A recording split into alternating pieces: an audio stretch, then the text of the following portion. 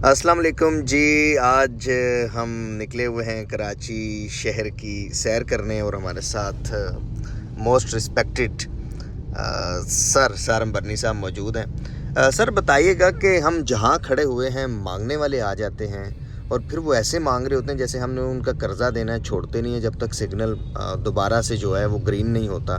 तो क्या हाल है और ये बेचारे क्यों मांग रहे हैं? ये बड़े लाचार नहीं है? देखिए, हाल ये है कि लोगों को भी एक शऊर होनी चाहिए, समझ होनी चाहिए। जब इतने शेल्टर होम चल रहे हैं, इतने इदारे चल रहे हैं, तो ये उनके पास जाके क्यों नहीं रहते? अगर रहने को नहीं, खाने को नहीं, पहनने को नहीं, वो सब कुछ दे रहे हैं ना, ये नहीं रहते। क्योंकि इनको दिन में जो 2000, 2500, 3000, 1500 ये जो दिहाड़ियाँ मारनी होती हैं, ये उनके वहाँ नहीं लगती हैं। और ज़्यादातर लोग ये नशई लोग होते हैं जो सड़कों पे बैठ के फ्री में बकरे का गोश्त भी खा लेते हैं, मांग करके जो है फिर मंशियात भी पी लेते हैं और शाम को अय्याशियाँ भी कर लेते हैं। तो ये वो वजूहत है जिसकी वजह से, और हमारी वो कौम जो शऊर रखते हुए भी इतनी जो है ना शऊर के बगैर काम कर रही है कि समझ में नहीं आ रहा। आपको अल्लाह ने मदद के लिए कहा है, आपको अल्लाह ने भीख देने या भीख लेने के लिए नहीं कहा। सख्त ममानियत है दीन के अंदर इस चीज़ की, लेकिन अफसोस कि हम दीन के ही नाम पे, अल्लाह के नाम पे और अल्लाह के वास्ते में जो है ना ये काम कर रहे हैं। तो वही वजह है कि आप देखें कराची शहर एक गढ़ बन गया, और कराची के अब तो पाकिस्तान का हर एक शहर जो है गढ़ बन गया है मांगने वालों का। और इतनी बदमाशी इन लोगों ने अपने अपने स्टेशन पे गाड़ ली है कि आप इनको कुछ कह नहीं सकते, कुछ कर नहीं सकते।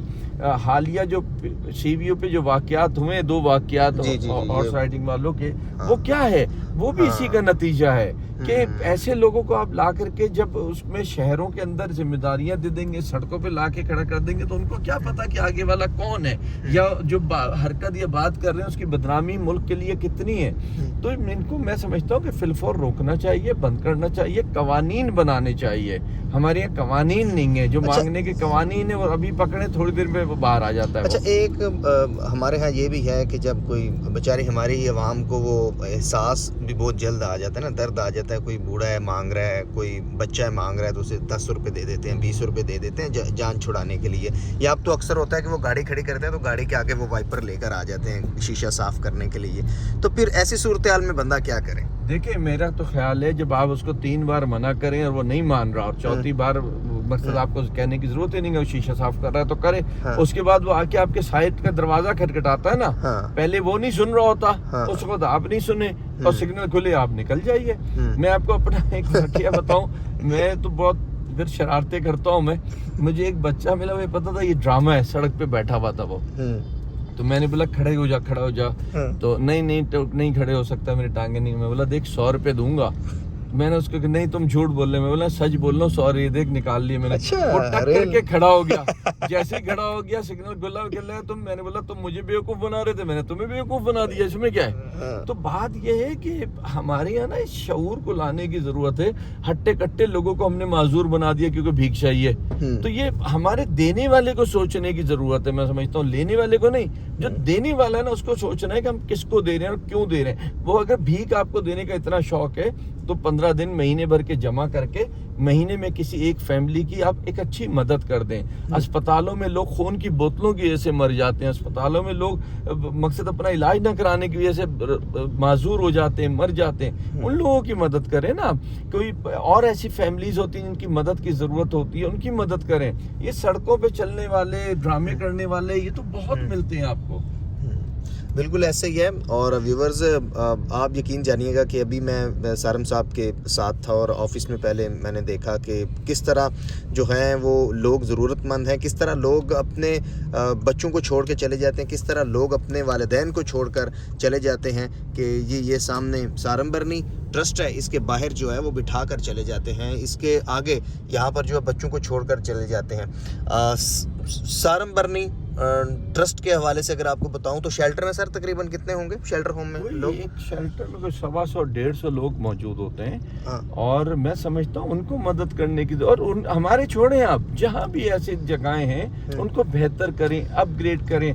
और एक बड़ी अच्छी चीज़ मैं बताना चाहूँगा, अगर लोगों को हमारी कौम कोई चीज़ असल में समझ में नहीं आती, हमारी लोगों को समझ क्या आता है, सड़क पे बैठ के भिखारी बना दो, खाना खिला दो, या उनको जो है ना भीख दे दो, या फिर ये है कि जब तक इंसान मर के बर्बाद नहीं हो जाता या खूनम खून नहीं हो जाता, हमारा मदद का जो है क्राइटेरिया नहीं होता कोई भी। तो हम जो है ना मदद करें लोगों की।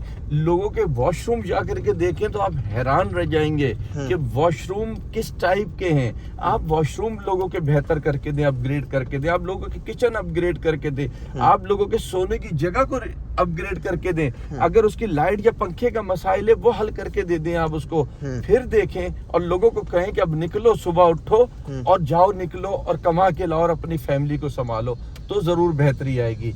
लेकिन अफसोस कि हम सही जगह पे पैसे नहीं लगाते, हम सिर्फ और सिर्फ भीख पे यकीन रखते हैं। उसी से समझते हैं हमारी भी बख्शिश होगी और उसी से समझते हैं अगले की भी जो है ना बेहतरी हो जाएगी। लेकिन ना हमारी उससे बख्शिश होगी ना अगले की बेहतरी होगी, हम गुनहगार हो जाएंगे और वो उसकी तबाही मच जाएगी बंदे की। बहुत शुक्रिया sir, thank you very much. Viewers, यही अलमिया है। हम तो जो है वो अपनी तरफ से समझ रहे होते हैं कि ये एहसास हो रहा है उस फर्द का जो कि मांग रहा है, लेकिन इन अदर वर्ड्स वो उसकी अप्रिसिएशन होती है कि हाँ ठीक है कि भाई आप मांग रहे हो, अच्छा कर रहे हो। मेरा खुद भी इस पर मौक़िफ़ यही है कि कराची जैसे शहर में मांगने का तो कोई जवाज़ नहीं होता। मैंने एक दिन सोचा कि ऐसे कौन से काम है जो एक ऐसा शख्स जिसकी जेब में कुछ भी नहीं है तो वो कर सकता है और उसे मिल सकता है। नंबर 1 मेरे जहन में वैलेट आया। वैलेट पार्किंग वाले आपको हर जगह नज़र आते हैं और इन लोगों की शॉर्टेज होती है। दूसरे नंबर पर मेरे जहन में वेटर्स और सेल्समैन हजरात आए। हर रेस्टोरेंट, हर होटल, हर शॉप, हर बिज़नेस के ऊपर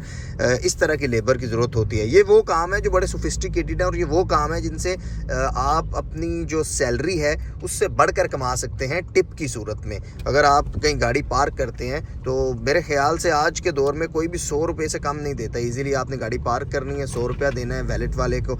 ये वो काम है, ये वो एग्जांपल्स हैं जो मेरे जहन में आई। शायद इससे बेहतर भी कोई ऑप्शंस हों।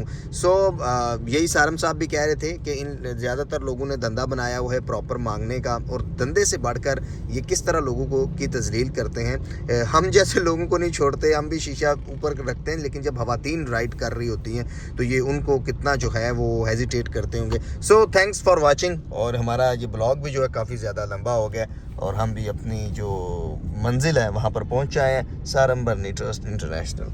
Thank you sir, thanks lot, बहुत शुक्रिया।